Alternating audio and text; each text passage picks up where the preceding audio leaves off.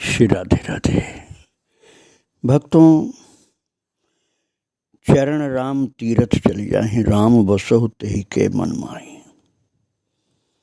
जो अपने चरणों से राम जी की तीर्थों की यात्रा करता रहता है। वाल्मीकि जी ने कहा था भगवान श्री राम जी से कि प्रभु आप उसके मन में वास करिए। भगवान राम ने पूछा था वाल्मीकि जी से कि मैं कहाँ जाकर वास करूं, तो बहुत सारे स्थान बताए। उसमें एक स्थान ये भी बताया था कि जिस भक्त के चरण आपके तीर्थों की यात्रा करते रहते हैं, आप उसके मन में निरंतर वास करिए। अर्थात तीर्थ यात्रा निरर्थक चीज नहीं है, भक्ति का एक बहुत महत्वपूर्ण अंग है। अब ये ध्यान देना है कि तीर्थ यात्रा करनी कैसी है। आप तीर्थ यात्रा में अपने साथियों से घर की बातें, मुकदमे की बातें, दुकानदारी की बातें, घर की लड़ाई की बातें, पड़ोसियों की लड़ाई की बातें या अखबारों की बातें, यही सब करते रहेंगे तो तीर्थ यात्रा का फल पूरा नहीं मिल सकता है। तात्पर्य तीर्थ यात्रा में हमें या तो जप करना है या सत्संग करना है। भगवान के नाम गुण का ही आदान प्रदान करना है, वही रसास्वादन करना है सत्संग रस का। और उन्हीं लोगों को साथ में लेकर चलना चाहिए जो सात्विक हैं। यदि आप तीर्थ यात्रा में विशेष रजोगुणियों को ले चलेंगे तो बस वो चटोरेपन में ही चलेंगे कि कितना बढ़िया बढ़िया स्वादिष्ट पदार्थ कहाँ मिल जाए वो खाएं, पूरा ध्यान वही रहेगा। और तमोगुणी लोगों को साथ में ले चलेंगे तो नशेबाजी करेंगे रास्ते में और नशे में धुत हो जाएंगे या झगड़ा करेंगे, धक्का मुक्की लड़ाई कर देंगे। तो सत्वगुणी लोग ही साथ में चलें और भगवान का नाम गुण कीर्तन सत्संग करते चलें, पवित्र सात्विक भोजन ही ग्रहण करें। और यदि कोई महान संत मिल जाए साथ में, तब तो आपकी तीर्थ यात्रा संपूर्ण फलदायी हो जाएगी। भाग्यशाली थे वे महान भाग्यशाली तीर्थयात्री जिनके साथ स्वामी महर्षि कार्तिकेय जी साथ में चल रहे थे।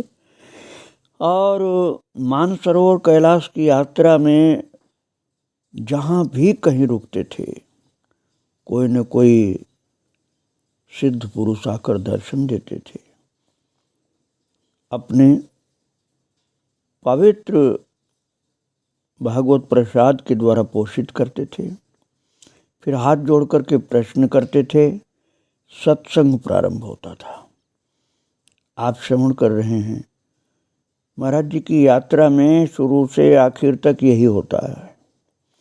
मैं आपको सुना रहा था, अनंत प्रकाश ब्रह्मचारी जी पूछ रहे थे, गुरुदेव भगवान के प्रेम की आप बात बता रहे थे कि भक्ति की प्रगाढ़ अवस्था में क्रियात्मिका भक्ति की अपेक्षा नहीं रह जाती है। यहाँ तक कि जब पाठ भी क्रियाएं होने की याद नहीं रहती हैं कि हमें जप करना, पाठ करना, ध्यान करना। प्रेम में भक्त विभोर रहता है, विह्वल रहता है। तो ब्रह्मचारी जी ने पूछा, महाराज जी हम कब समझें कि प्रेम प्राप्त हुआ आपको? तो महाराज जी बता रहे थे कि जैसे गाय के दूध पीने के लिए बछड़ा को छोड़े तो गैया से मिलने के लिए व्याकुल होता है, ऐसे ही अपने प्रभु से मिलने के लिए, प्रभु का गुणगान श्रवण करना, कीर्तन करना, इसमें रोमांच हो, आंसू की धारा बहे और ऐसा लगे कि बस अब भगवान से मैं मिल जाऊं, तो समझो प्रेम उत्पन्न हुआ है। उदाहरण दिया था रामकृष्ण परमहंस का कि उन्होंने अपने प्रेम की भक्ति से माँ का दर्शन प्राप्त कर लिया। केवल दर्शन ही नहीं, जैसे हम लोग आपस में बात करते हैं ऐसे माँ से बात करते थे। उनका कहना था, माँ मैं यंत्र हूँ और यंत्र को चलाने वाली आप हैं। गुजरात के पास श्री वल्लभ जी भट्ट को श्रीनाथ भगवान ने माँ के रूप में दर्शन दिया था, क्योंकि उनकी भावना वैसी थी। रंगनाथ जी की मूर्ति माँ के रूप में बदल गई। दुर्गा किशोर नाम के एक अन्य एकदम विरक्त भक्त थे। उन्होंने आरासुर धाम में माँ के दर्शन के लिए एकांत में अनशन किया। 1 सप्ताह के बाद माँ ने आकर के उनको स्वयं भोजन कराया। धन्य है वो भक्त और धन्य है माँ का वो वात्सल्य प्रेम, तथा धन्य है शिशु वत्सला माँ। मेरे मन रूपी सिंह को वाहन बना करके माँ उस पर विराजमान हो जाइए। हे शिशु रंजनी माँ, तेरी सदा जय हो। हे माँ, प्रज्वलित प्रेमाग्नि में मैं अहम भाव की आहुति देता हूँ, इसको स्वीकार करो, स्वाहा। ऐसा कह करके महाराज जी वो 12 घंटे तक शरीर का भान नहीं रहा, बिल्कुल। रात वहीं निकल गई। विदेह अवस्था में थे महाराज जी। उनको शरीर का बिल्कुल भान नहीं था कि शरीर भी है। प्रातःकाल ध्यान से बाहर आने पर जब उनकी समाधि टूटी, ध्यान की अवस्था में पहुंचे, फिर उसके बाहर जब चले तब तकलाकोट नाम की जगह पर पहुंचे हैं और वहाँ पर आगे की यात्रा के लिए महाराज जी तैयारी सोच रहे थे। और उसी समय भक्तों उस आगे की यात्रा के लिए किसी भाग्यशाली सेठ की ओर से खाने का सामान, नौकर, घोड़ा, कंबल, तंबू आज सब मिल रहे थे। बड़ा सेवा वाला सेठ था, लेकिन स्वामी कार्तिकेय जी ने स्वीकार नहीं किया।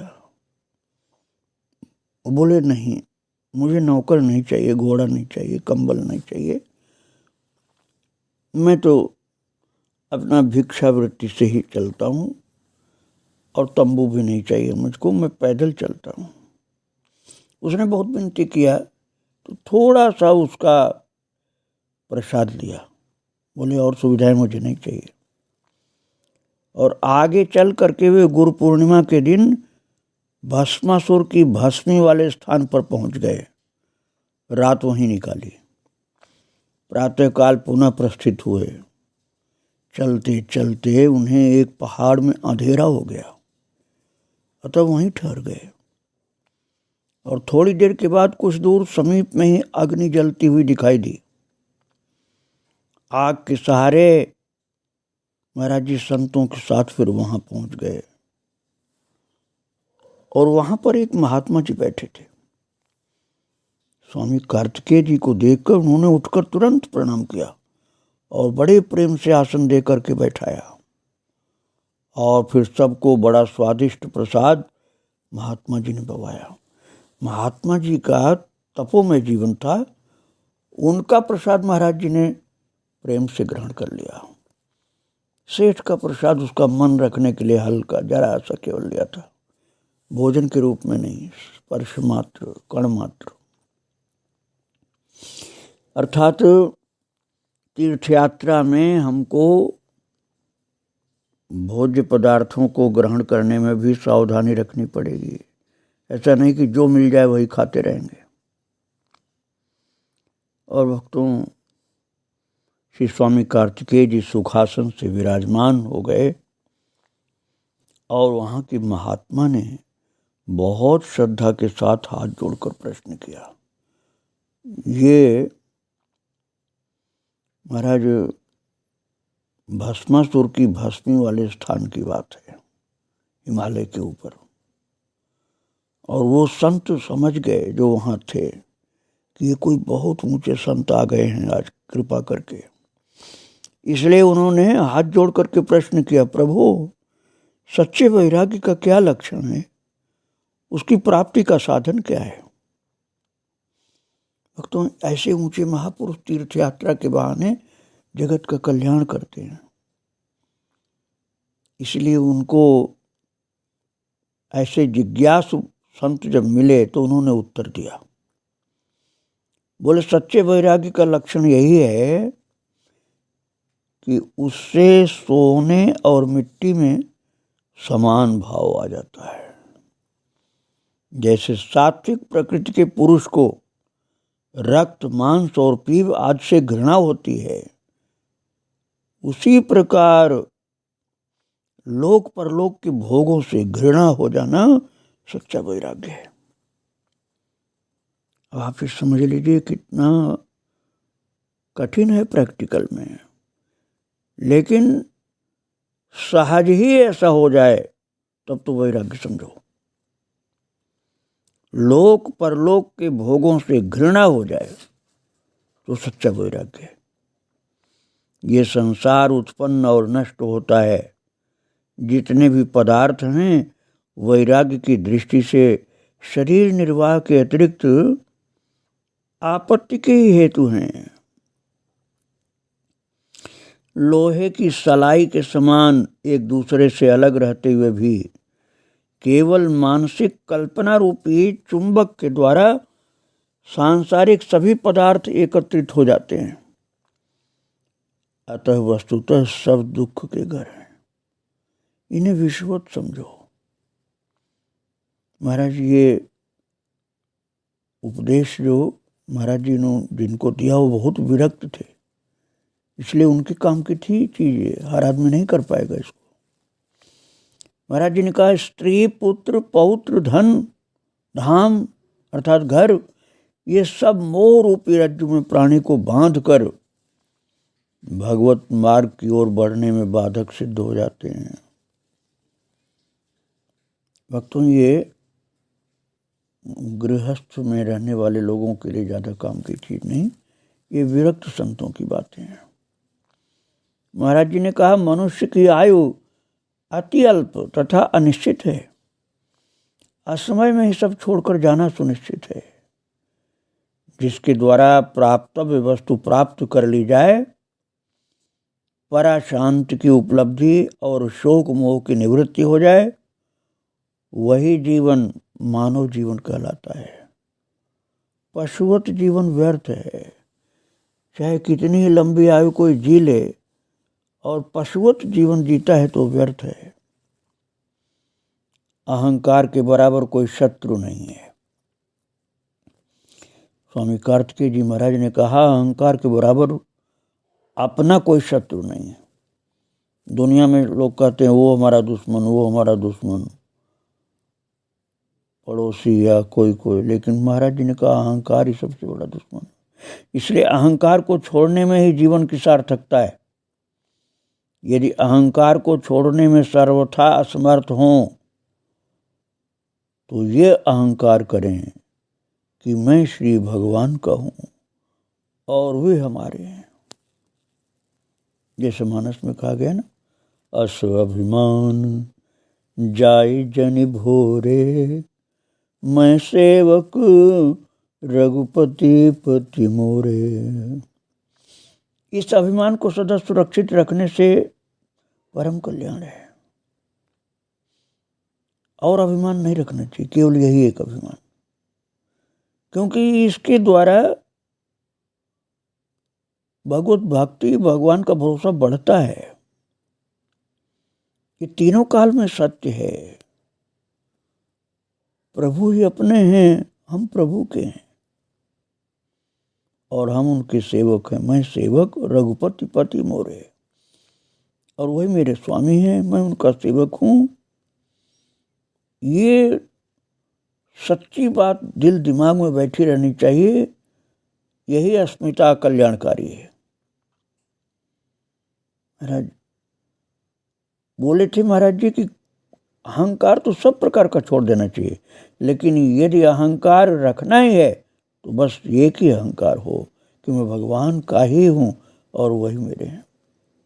दूसरा अहंकार जीव को नहीं रखना चाहिए, क्योंकि यही एक कल्याणकारी अहंकार है और सब विनाशकारी है। भक्तों से अनंत प्रकाश ब्रह्मचारी जी ने देखा कि ये तो बहुत उच्च कोट के कोई संत हैं जो प्रश्न कर रहे हैं महाराज जी से। उन्होंने भाव से उनको सिर झुकाया, समझ गए कि वो बहुत वैरागी महापुरुष हैं। तो महात्मा जी ने जो भी पूछा था, वहाँ तप करने वाले संत ने सभी प्रश्नों का हृदयग्राही उत्तर दे करके महाराज जी ने नेत्र बंद कर लिए और फिर उसी योग निद्रा में विश्राम किया और प्रातः आवश्यक कृत्यों से निवृत्त होकर जब आगे बढ़ने के लिए तैयार हुए तब वो महात्मा जी हाथ जोड़ के बोले, प्रभु आपकी कृपा से सब शंकाओं का समाधान हो गया, मैं सदा आपका ऋणी रहूंगा, कृपा बनाए रखिएगा। ऐसा कह करके महात्मा जी संतों के साथ महाराज श्री को कुछ जलपान कराकर बहुत भाव से विदा किए और बहुत दूर तक पहुंचाने के लिए गए। फिर स्वामी कार्तिकेय जी ने कहा, अब आप ज़्यादा मत चलिए, वापस जाइए, क्योंकि फिर इतना आपको चढ़ना उतरना पड़ेगा। तो उन्होंने साष्टांग प्रणाम किया महाराज जी को। वो महात्मा जी जो प्रश्न कर रहे थे, जिनकी तपस्थली पर महाराज जी रुके थे, वो साष्टांग प्रणाम करके बहुत देर तक दर्शन करते रहे खड़े खड़े, फिर वापस आए अपनी जगह पर। अब भक्तों ऐसा रास्ता था कि जहाँ कोई बताने वाला भी नहीं था कि ये रास्ता आपका है, इधर नहीं जाओ उधर जाओ। और आगे बढ़ने पर ऐसी ही बात घटित हुई। उस स्थान पर पहुंचे जहाँ पर कई मार्गों का संगम था और पहाड़ों के भीतर बहुत ऊंचाई पर वो रास्ते थे, आने जाने वाला कोई देखता ही नहीं था। ऐसा देख करके ब्रह्मचारी जी ने पूछा, कृपानाथ अब किस मार्ग से आगे चलें? और महाराज उनके ऐसा बोलते ही एक सुंदर सा बालक और उसी के साथ सुंदर सी बालिका सामने आए और अपने कर कमल से महाराज जी का हाथ पकड़ के बोली वो बालिका। स्वामी कार्तिकेय जी का हाथ पकड़ के वो छोटी सी बालिका बोली, आप इस मार्ग से आइए। तो महाराज श्री कार्तिकेय जी ने पूछा, मैया आप कौन हैं, यहाँ कैसे आई? इतने ऊंचे हिमालय पर आप कैसे आ गए? छोटी सी हैं आप तो बालिका ने मुस्कुरा कर कहा, आपको इससे क्या काम, आपको जहाँ जाना है उसका यही मार्ग है जो मैंने बताया। और महाराज तुरंत ही इन लोगों के आंखों के सामने ही दोनों अंतर्धान हो गए, बालक बालिका दोनों अंतर्धान हो गए एक साथ। तो भक्तों श्री ब्रह्मचारी जी ने पूछा, भगवान ये दोनों बालिका और बालक यहाँ कैसे आए और मार्ग बता के कहाँ चले गए? तब महाराज जी ने समझाया, भैया इस मृत्यु लोक में ऐसे सुंदर बालक और बालिकाएं कहाँ हैं? अरे इस कठोर हिमस्थली में अनायास प्रकट होकर के मार्गदर्शन करा के पुनः लुप्त हो जाना क्या किसी संसार के बालक बालिका के लिए संभव है? अरे ये तो वही हैं जिनका सर्वत्र निवास है और जो अपने भक्तों के साथ गुप्त रूप से सदा रहते हुए सब प्रकार से उनकी संभाल करते रहते हैं, जो भक्तों के सो जाने पर भी स्वयं जागते हैं, उनके रक्षक बने रहते हैं और भरण पोषण की व्यवस्था के लिए सदैव जागरूक रहते हैं। जो सभी के प्राणाधार और सब कुछ हैं। ऐसे बोलते बोलते महाराज जी बिल्कुल प्रेम विभोर होकर के एकदम भाव विभोर दशा में ध्यानस्थ हो गए। और फिर जब चलने लायक स्थिति हुई तब फिर चलने लगे। कई घंटों पश्चात बहिर्वृत्ति महाराज जी की जब हुई थी तब चल पाए थे। और उन लोक विलक्षणा कृपामयी बालिका के बतलाए हुए मार्ग द्वारा श्री ब्रह्मचारी जी सहित बड़ी सरलता से स्वामी कार्तिकेय जी महाराज मानसरोवर पहुंच गए और उसके समीप मानधाता पर्वत की एक चट्टान के नीचे विश्राम करने लगे। वहां का वातावरण बहुत विशुद्ध था। मानसरोवर शांति रस में डूबा जा रहा था। वहां पहाड़ के ऊपर बर्फ सदा जमी रहती है। श्री ब्रह्मचारी जी के पूछने पर ज्ञान की सप्त भूमिकाओं का वर्णन किया महाराज जी ने, और वो वर्णन करते करते बहुत गहरे ध्यान में महाराज जी डूब गए, समाधिस्थ हो गए। और हल्की फुल्की समाधि नहीं थी भक्तों, ऐसी समाधि लगी स्वामी कार्तिकेय जी की कि उसी जगह पर समाधिस्थ हो गए। ब्रह्मचारी जी हाथ जोड़े बैठे हैं कि महाराज जी की समाधि कब टूटेगी। अगले दिन 10 बजे दिन में समाधि खुली। महाराज पूरी रात बीत गई, अगले दिन का 10 बजा तब समाधि खुली महाराज जी की, और फिर नित्य कृत्य से निवृत्त हुए। रात बैठे बैठे बीत गई, पैर तक लंबा नहीं किया, सोने की बात तो कहाँ। और जब 10 बजे दिन में फिर समाधि खुली तब नित्य कृत्य से निवृत्त होने पर एक लामा संत आए। तो पहाड़ पर होते हैं ना तिब्बत में, वो लामा संत सत्तू लेकर के महाराज जी के पास अपने आप आए। ये दैवी शक्ति थी, महाराज लामा के रूप में थे। वहाँ पहाड़ पर सत्तू को चाप बोलते हैं, चाप लेकर के आ गए। और साथ में एक पेय पदार्थ, पहाड़ की चाय आप समझ लीजिए, वो चाय पत्ती नहीं थी, हरी चाय आप कह सकते हैं, और घी उसमें मिला हुआ।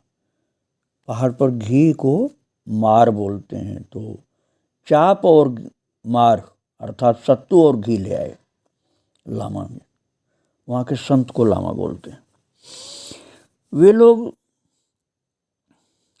वो जो पहाड़ी चाय होती ना और सत्तू होता है, उसमें घी डाल करके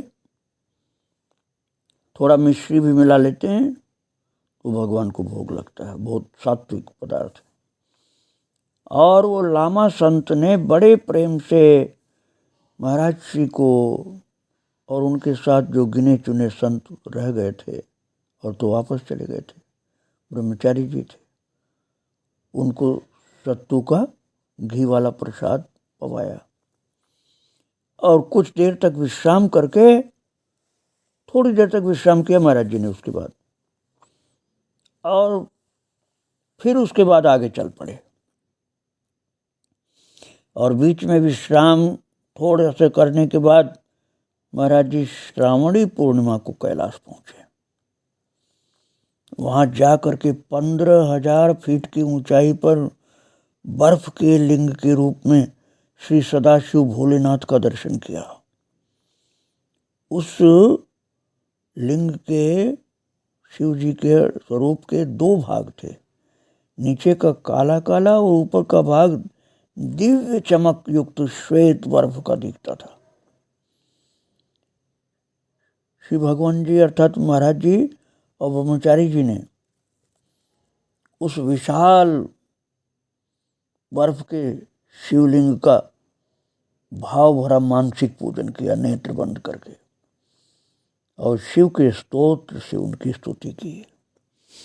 वहाँ का दृश्य अतिशय मनोरम और चित्ताकर्षक था। मंद सुगंध शीतल वायु बह रही थी। ऊपर शिवलिंग से बर्फ पिघलकर श्री गंगा जी की धारा की तरह से नीचे उतरती जा रही थी और अपने शब्द द्वारा श्री भोलेनाथ जी की स्तुति करती सी प्रतीत होती थी। चारों ओर बर्फ के पर्वत ऐसे चमकते थे मानो चांदी के हो।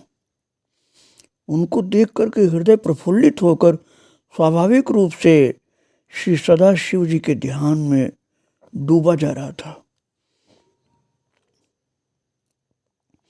महाराज, कैलाश जाते और आते समय बीच बीच में याक नाम की गाय मिलती है। जो यहाँ गाय होती हैं वो नहीं, उसको याक बोलते हैं पहाड़ में। वो पहाड़ की गाय समझिए आप, जिनके शरीर पर काले रंग के बड़े बड़े बाल होते हैं और पूंछ के बाल और भी घने तथा लंबे होते हैं,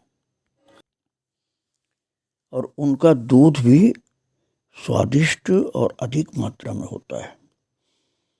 वहां से कुछ नीचे उतरने पर जंगली घोड़ों एवं नीलगायों का दर्शन होता है। वहाँ के कंबल ऊपर से बड़े बड़े बाल वाले और भीतर की ओर साफ रहते हैं। उन कंबलों में पानी तक बांध सकते हैं, इतना सघन होता है। श्री भोलेनाथ जी का ध्यान और स्मरण करते हुए महाराज जी बहुत देर तक तो प्रेम विभोर अवस्था में समाधिस्थ रहे, प्रेम की समाधि में। और जब पूजन कर लिया, भोले बाबा का प्रणाम कर लिया, स्तुति गान कर लिया, तब उसके बाद वहां से गौरी कुंड की ओर अग्रसर हुए महाराज जी। बार बार कैलाशपति को प्रणाम किया है और गौरी कुंड की ओर अग्रसर हुए हैं। अब आप ये समझ लीजिए कि जो महाराज जी की दृष्टि थी वो तो शायद किसी की हो नहीं सकती, क्योंकि इनको तो शिव पार्वती अपना पुत्र बताते थे ना। तो जैसे बेटा पहुंच गया आज पिता के पास, वह स्थिति थी। और किस प्रकार से दिव्य संतों का मिलन हुआ है वो मैं आपको कल सुनाऊंगा। कैलाशपति को प्रणाम करके जब नीचे की ओर गौरी कुंड की ओर चले हैं, तो जैसे उसी समय भगवान शिव जी उनकी विदाई करने के टाइम पर प्रसाद देना चाहते थे, इसलिए दिव्य संतों का दर्शन हुआ है। वो मैं आपको कल सुनाऊंगा। श्री राधे राधे, जय श्री राधे।